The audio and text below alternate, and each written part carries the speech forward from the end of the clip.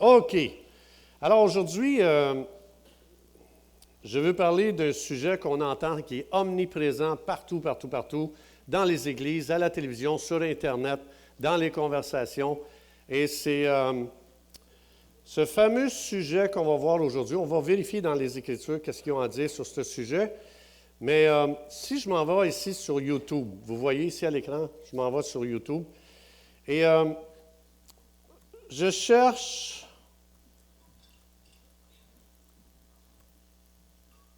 le fameux antéchrist que tout le monde parle.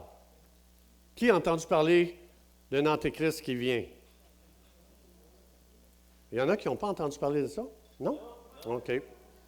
OK. Alors aujourd'hui, vous allez en entendre parler. Alors si je regarde, mettons, je m'en vais sur YouTube et je regarde l'antéchrist, bon, tous les versets. Bon, ici, ça dit l'antéchrist fera ce que fera l'antéchrist en 2024. L'antéchrist a déjà commencé à se révéler à l'humanité. L'antéchrist encore et encore et encore. Mel Gibson révèle l'antéchrist est à Hollywood. L'antéchrist, la bête et le faux prophète sont-ils déjà parmi nous? Une liste, etc. En tout cas, ça ne finit pas. Et puis, en fait, ce que je vais faire aujourd'hui, je vais vous résumer un petit peu ce qu'on dit sur Internet, OK? Voici ce qu'on dit sur YouTube, mais aussi c'est répandu même dans l'Église. Vous allez voir, c'est ce que vous allez entendre. Et puis, on va regarder aujourd'hui si vraiment la Bible dit ces choses-là. Donc, selon YouTube, ça dit que, premièrement, l'Antéchrist sera un futur dirigeant qui arrivera sur scène pour diriger le monde. Qui a déjà entendu ça? Bon, OK. Ensuite, ça dit, deuxièmement, l'Antéchrist s'installera à la place de Christ dans le monde. Bon, ça, c'est encore, c'est toutes des choses qui sont répandues. Troisièmement, l'Antéchrist gouvernera le monde à partir du trône dans le temple à Jérusalem. Vous avez entendu ça? Ou encore, l'Antéchrist exigera être adoré par le monde entier. Donc, c'est à peu près ça. Hein. Il y a beaucoup de choses autour de ça, mais ça tourne toujours autour de ça. Et puis, ma question, c'est est-ce que c'est vrai?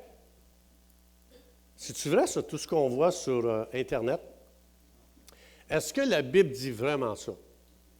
Alors, parce que je vois beaucoup d'informations qui circulent même parmi les croyants, que c'est à peu près ça qu'on entend. Alors aujourd'hui, on va ouvrir ce que Dieu a à dire sur l'Antéchrist et on va tester ce qui se dit sur Internet et aussi dans l'Église. On va tester ça aujourd'hui. Savez-vous qu'il y a seulement 4 références sur l'Antéchrist dans la Bible? Que 4 références. Ces 4 références ont été données à un des apôtres qui s'appelle Jean, l'apôtre Jean. Et le Saint-Esprit a voulu que lui explique d'une façon extraordinaire, en 4 versets, tout ce qu'il faut savoir sur l'Antéchrist. Et on va les voir aujourd'hui, on va voir les 4 versets, puis on va vérifier ce que le Saint-Esprit a révélé à Jean, puis on va vérifier ce que Hollywood a mis sur Internet concernant l'Antéchrist. Et on peut découvrir qu'on a beaucoup plus une foi hollywoodienne qu'une foi biblique. Alors, on va aller voir aujourd'hui qu'est-ce que la Bible dit sur l'Antéchrist. On va aller voir le premier verset qui est dans 1 Jean 2, 18. Et on va regarder qu'est-ce qu'il dit. Petits enfants, c'est la dernière heure. Et comme vous avez entendu qu'un Antéchrist vient. Alors, qu'est-ce qu'ils ont appris, les premiers croyants, dans le temps de Jean? C'est quoi qu'ils ont appris, là? Ils ont appris qu'un Antéchrist vient. Alors, il n'y a rien de nouveau sous le soleil, parce que quand tu regardes sur YouTube, ou que quand tu entends même dans l'Église parler, ils attendent un Antéchrist. Alors, on va voir si c'est vrai. Alors, Jean, ici, va faire une correction. Première correction qu'il va faire, il dit, il y a quand? Dans quel temps? Dans le temps de qui? Dans le temps de Jean. Est-ce qu'il parle d'un antéchrist futur qui s'en vient gouverner le monde? Il ne parle pas de ça. Il dit, vous avez appris que les gens répandent, hein? Ça se répandait au début de l'Église. Il y a un antéchrist qui s'en vient. Jean dit, c'est faux. il y a maintenant, pas dans le futur, il y a maintenant plusieurs antéchrists. Pas un, plusieurs. Et vous ne verrez jamais sur YouTube qu'il y a plusieurs antéchrists qui viennent. C'est toujours un. Alors, déjà, le Saint-Esprit savait qu'est-ce qui se répandrait dans l'Église. Et le Saint-Esprit a demandé à Jean de corriger cette erreur. Ce n'est pas vrai qu'un antéchrist vient dans le futur. La vérité, c'est qu'il y a maintenant, pas dans le futur, il y a maintenant plusieurs antéchrists parmi nous. Ah! Déjà, ça change ma vision. Et il va dire ensuite, par là, on connaît que c'est la dernière heure. Donc ici, Jean, il est très, très clair que c'est plusieurs antéchrists. Et il va lui expliquer qu'est-ce qu'ils vont faire. Ça va être quoi leur ministère, leurs œuvres, leurs actions. Et il va ici, on va aller encore dans Jean un petit peu plus loin, il va dire, au verset 19, « Ils sont sortis du milieu de nous. » Qui ça, nous? Les croyants. Les antéchrists sont sortis du milieu des croyants. Hein? Ah bien là, attends un petit peu, là, je ne comprends pas. Là. On va comprendre, vous allez voir, il va vraiment démêler ça. Ils sont sortis du milieu de nous, mais ils n'étaient pas des nôtres, car s'ils eussent été des nôtres, ils seraient demeurés avec nous, mais cela est arrivé afin que soit manifeste que tous ne sont pas des nôtres. Il explique qu'il y avait des gens qui étaient dans l'Église, qui n'étaient pas des vrais croyants, et il va expliquer que ces gens-là sont sortis du milieu de nous, c'était des antéchrists. Ah! OK. Et il va l'expliquer après, tout de suite au verset 22, il va dire, au verset 22, 3 versets plus loin, « Qui est menteur? Sinon, celui, le contexte c'est l'antéchrist, les antéchrists. Sinon, celui qui, qu'est-ce qu'ils font les antéchrists? Voilà leurs œuvres. Il ne dit pas que c'est un futur leader qui va gouverner le monde. Il dit les antéchrists, c'est des menteurs qui touchent spécifiquement Jésus-Christ. Ils vont nier que Jésus est le Christ. Alors, qu'est-ce qu'ils sont en train de nier?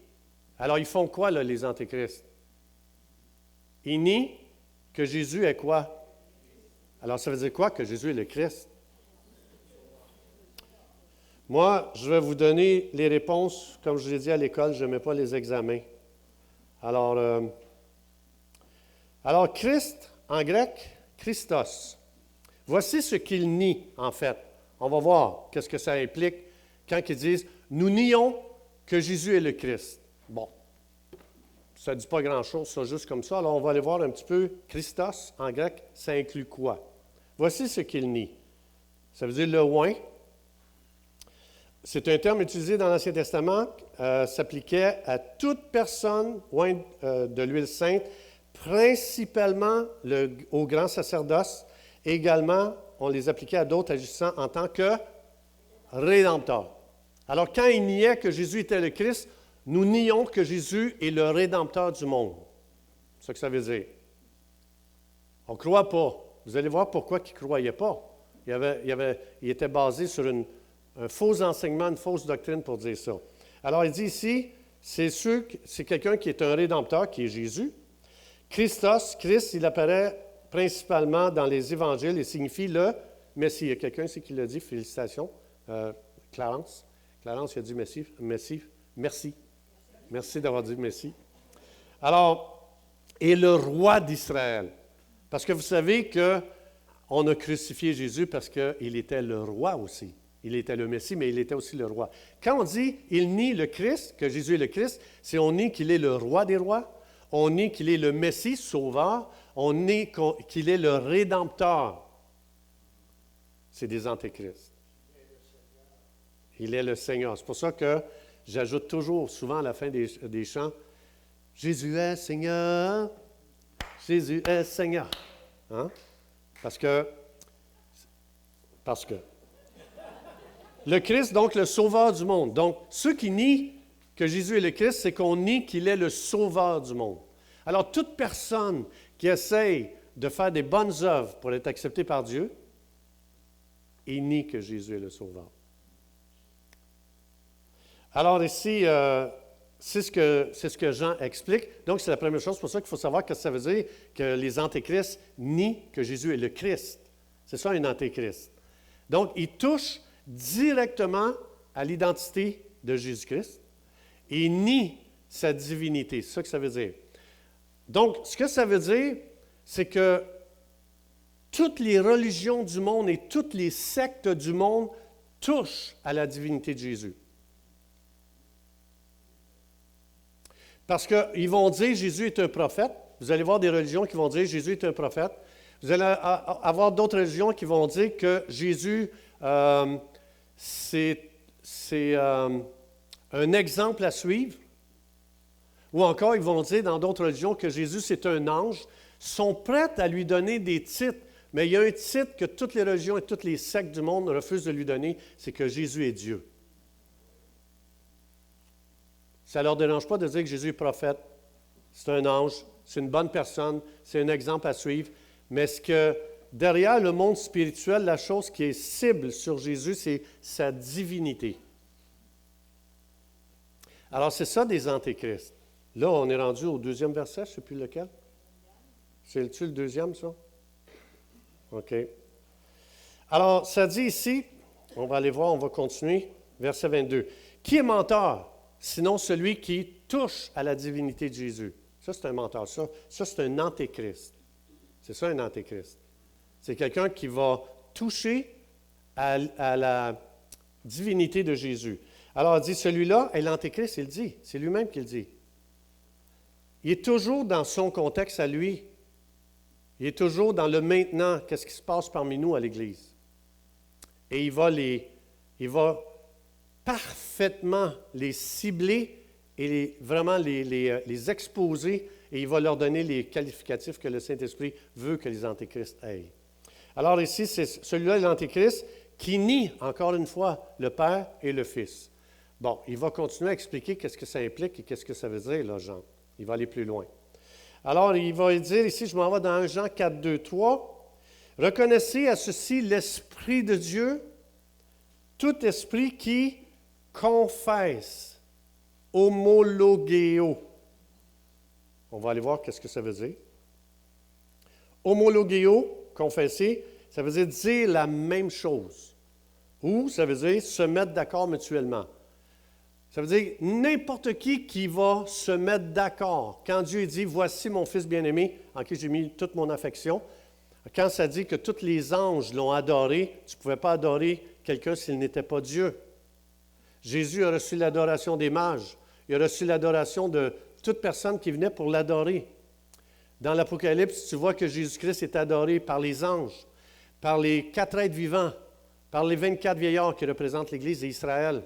Il est adoré par tous les croyants du ciel. Ils se prosternent et ils l'adorent. Si Jésus n'était pas Dieu, tout le monde aurait péché, tout le monde aurait été expulsé du ciel.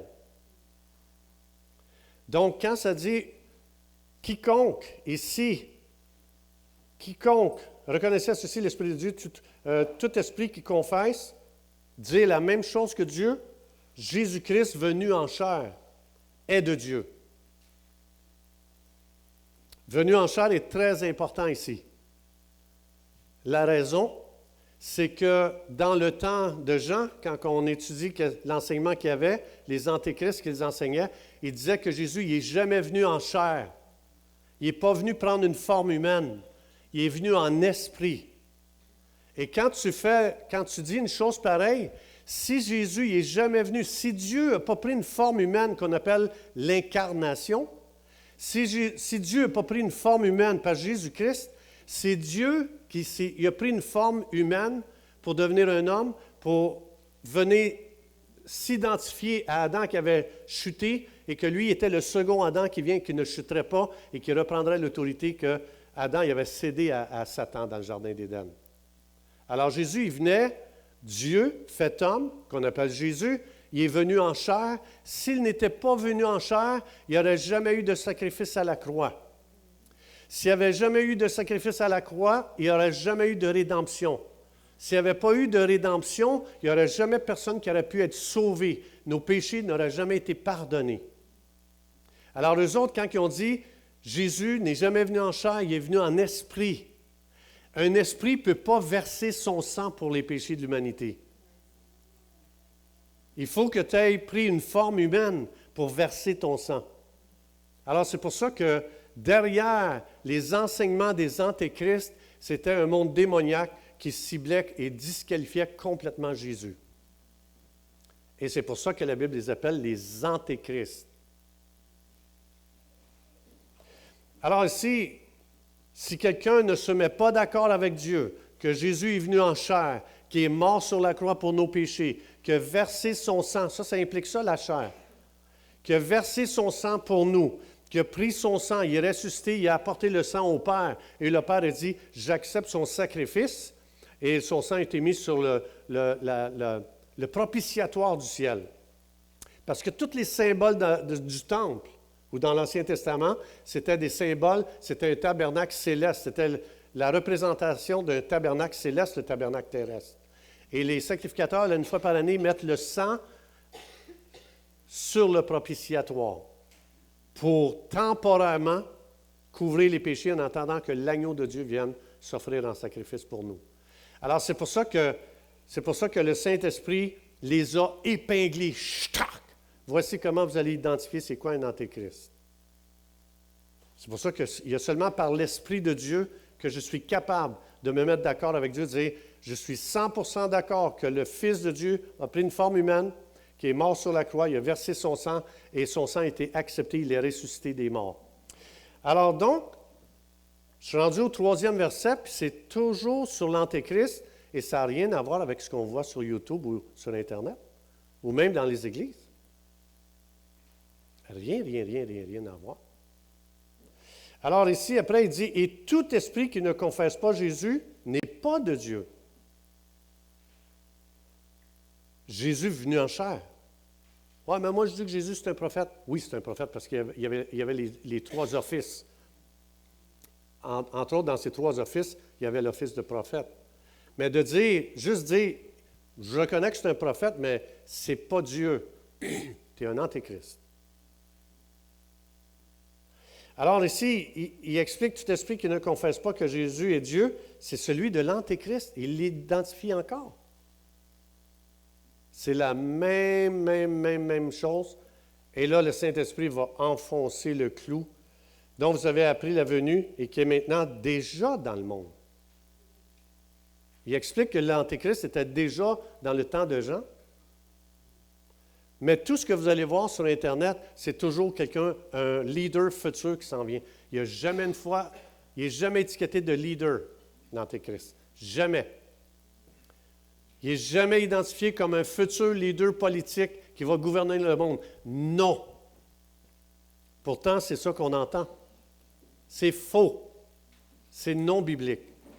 C'est hollywoodien. C'est une foi hollywoodienne et non biblique. Et le Saint-Esprit va enfoncer le clou ici. 2 Jean 1,7, le dernier verset sur l'Antéchrist dans la Bible. Car plusieurs séducteurs, planao, je n'irai pas là aujourd'hui, sont entrés dans le monde. Et il explique encore, c'est pas un, c'est plusieurs. Parce qu'il n'y en a pas juste un qui nie que Jésus-Christ est venu en chair. Il y en a plusieurs dans ce monde. Plusieurs séducteurs, ils trompent les gens. Et c'est pour ça qu'il a commencé comme ça, Jean. Vous avez appris, on répand. Les gens répandent quelque chose qui est faux. Ils disent qu'il y a un antéchrist qui vient. Ce n'est pas vrai. Il y en a plusieurs. Et il les a expliqués c'était qui. Alors il dit qu'il ne confesse point Jésus-Christ venu en chair. Il souligne encore, il enfonce le clou, c'est ça un antéchrist. Et c'est rien d'autre que ça. Rien. Il dit, celui qui est tel, c'est le séducteur et l'antéchrist. Et il ne développe pas plus que ça. Parce que l'antéchrist, il n'est pas plus que ça. Les gens disent, « Ouais, mais dans Apocalypse 13, qu'est-ce que tu fais de la bête? » Ah, la bête! Oui, pas l'Antéchrist. L'Antéchrist, une personne qui nie Jésus. La bête, ce n'est pas une personne. La bête n'est pas une personne. Vous avez vu, à partir de Daniel, quand Daniel a expliqué les empires, il était représenté par quoi? Des bêtes. Alors, la bête de l'Apocalypse 13, celle qui sort de la mer et celle qui sort de la terre, ce n'est pas une personne. C'est un système politique extrêmement puissant. C'est un empire politique. Ce n'est pas une personne. Et c'est là que les gens mélangent les choses. Et c'est pour ça que les gens attendent un antéchrist, un leader politique très influent qui va gouverner le monde, qui va demander l'adoration. Alors, je retourne encore sur tout ce qu'on voit sur YouTube, puis on va aller vérifier si Jean a mentionné une seule fois une chose comme ça. Il sera un futur dirigeant qui arrivera sur scène pour diriger le monde. Est-ce que Jean il a mentionné ça une fois? Jamais. Est-ce que Jean il a dit qu'il va s'installer à la place de Christ dans le monde? Ben non, il nie. Est-ce que Jean il a dit qu'il va gouverner le monde à partir du trône de Jérusalem? Jamais. Est-ce que Jean il a dit qu'il va exiger d'être adoré par le monde entier? Non. Pourquoi on entend ces choses-là de bord?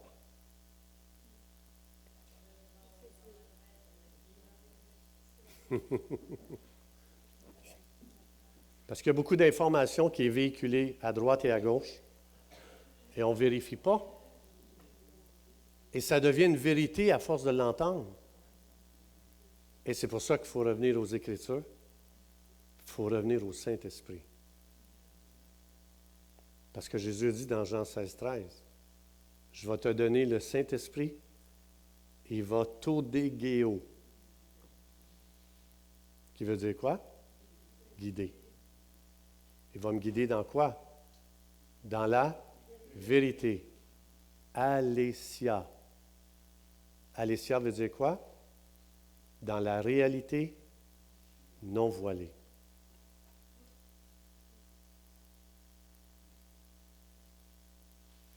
Le ministère du Saint-Esprit, c'est d'enlever le voile pour qu'on voit comment lui dit qui est l'Antéchrist. C'est pour ça que moi, j'encourage l'Église. Revenons aux Écritures. Arrêtons de croire Hollywood. Revenons à la foi biblique. Et je sais que c'est populaire. Je sais ce que je suis en train de vous dire là. C'est assez pour me faire lapider. Pas par des non-croyants. Je touche la corde la plus sensible du monde évangélique. Mais, il faut revenir aux Écritures. La Bible seule doit être notre source de foi. Et je pense qu'il faut revenir à étudier les Écritures. Et puis de devenir des croyants de Béré, des chrétiens de Béré. Croyez pas ce que je vous dis aujourd'hui. Allez vérifier vous-même. Si vraiment je suis dans l'erreur, venez me voir. Ou si vous avez quelque chose que vous avez vu, venez me voir, ça me fait plaisir. Vous avez le droit de ne pas être d'accord, ça ne me dérange pas. Vous avez le droit. C'est pas grave. On va rester des bons amis. On va s'aimer, on va être testés à s'aimer, même si on ne pense pas pareil. Mais c'est important que la vérité ou la parole de Dieu soit enseignée, exposée. Et c'est ce qui fait qu'on est tous mêlés. On a tout mêlé. Parce qu'on n'a pas vérifié toute l'information qui était véhiculée. Et je vous le dis, il n'y a pas d'autres versets sur l'Antéchrist dans la Bible, il n'y en a pas. Le problème, c'est que les gens interprètent l'Antéchrist, la bête, comme étant l'Antéchrist. C'est pas ça. C'est un empire politique, la bête. Va l'étudier, tu vas voir. La description qu'il donne, c'est tous des symboles politiques qu'il donne. Hein? Une tête à 10 cornes, 7 têtes, c'est des empires, c'est un empire. C'est des puissances politiques qui se mettent ensemble pour opprimer le monde, oppresser l'humanité. Mais ce n'est pas un individu, ce n'est pas un. Et je ne sais pas si le Saint-Esprit va me diriger à enseigner sur la bête. Je n'ai aucune idée. Je ne sais pas, hein? Si le Saint-Esprit me dit d'arrêter là, j'arrête. Et il me dit arrête là parce que les gens ont faim. J'entends les estomacs, j'entends le gargouillement dans les estomacs, mon ami. C'est vrai que les gens qui... Puis vraiment, là, les gens qui préparent le dîner, les gens qui font ici la soupe, évidemment, hein, mais aussi il y a des gens qui préparent des repas à la maison. Je veux sincèrement de tout cœur vous dire merci parce que ce que vous faites est crucial pour qu'on puisse apprendre à se connaître, connecter ensemble, puis de vraiment échanger, partager. C'est incroyable. Quand on reste le dimanche midi, là, j'enseigne des choses beaucoup plus loin en mangeant qu'ici. C'est comme si le Saint-Esprit dit, ces gens-là restent, on va leur donner un bonus. Et le Seigneur voit la soif. Et Dieu va toujours donner selon la soif des gens. Le jour où l'Église n'a plus soif, vous allez entendre un son dans le monde de l'Esprit, ça va faire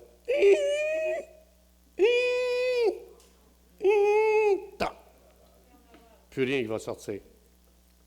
Dieu va toujours déverser en fonction de la soif de son Église. Et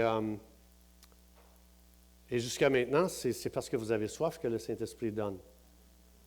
Et je vous félicite pour votre soif. Et je sais que j'ai étiré la capacité de beaucoup de gens ici. C'est la 15e partie.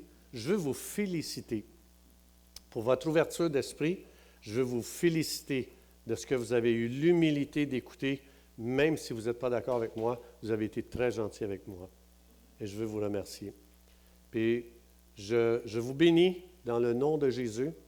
Et je viens déclarer au nom de Jésus une nouvelle capacité dans l'Église. Je déclare que nous avons une capacité d'accepter les différences, les contraires, et une capacité de s'aimer encore plus qu'avant qu'on commence cette série. Je prophétise 1 Corinthiens 13 que même si j'avais la connaissance de tous les mystères, si je n'ai pas d'amour, ce que je connais vaut rien. Cette connaissance doit nous amener pas à rentrer dans des combats et des débats et des argumentations avec nos frères, nos sœurs. Ça doit nous amener à les aimer encore plus. Ça doit nous amener à les respecter, les honorer. Parce que pour X raisons, ils sont arrivés à cette conclusion-là, pour X raisons. Mais si, comme la Bible dit, qu'as-tu que tu n'aies reçu? Donc, si on l'a reçu, pourquoi se glorifier comme si on ne l'avait pas reçu? Donc, jamais utiliser la connaissance que l'Esprit nous donne pour argumenter, fighter, se diviser. Là, c'est la connaissance corrompue. Même si ce qu'on croit est vrai, ça devient corrompu parce que ça nous a divisés. On ne doit pas. La seule place où il devrait y avoir division, c'est s'il y a des antéchrists parmi nous. Des gens qui nient, qui touchent à la divinité de Jésus. Comme ça dit dans Jean, les autres doivent sortir de l'Église. Si quelqu'un dit que Jésus n'est pas Dieu, il n'a pas sa place parmi nous. C'est le seul critère. Le restant, on va enseigner la vérité, mais si vos recherches vous amènent au contraire de ce que vous avez entendu aujourd'hui, si vous avez fait des recherches, je vais vous donner la main, je vais vous féliciter. Mais si vous n'avez pas fait de recherche, vous n'avez pas étudié, et que vous arrivez le contraire de moi, je ne vous féliciterai pas. Ça veut juste dire que j'ai entendu des choses, et j'ai cru ça, sans vérifier, et je rentre dans l'argumentation avec pas de fondation. Ça, non. Non. Donc, c'est pour ça, la Bible nous a été donnée, vous avez le Saint-Esprit comme moi. Vous n'avez pas moins que moi. Vous avez la même chose que moi. Vous avez la même Bible que moi. Vous avez la même onction que moi. Et il faut juste prendre le temps d'étudier. Saint-Esprit, bénis la compréhension, bénis ce qui a été communiqué aujourd'hui, bénis ce qui a été reçu et on prie, Saint-Esprit, que tu le transformes en révélation et que tu le transformes en amour pour notre prochain. Dans le nom de Jésus, qui est d'accord? Soyez bénis au nom de Jésus. Passez une belle semaine. Merci beaucoup.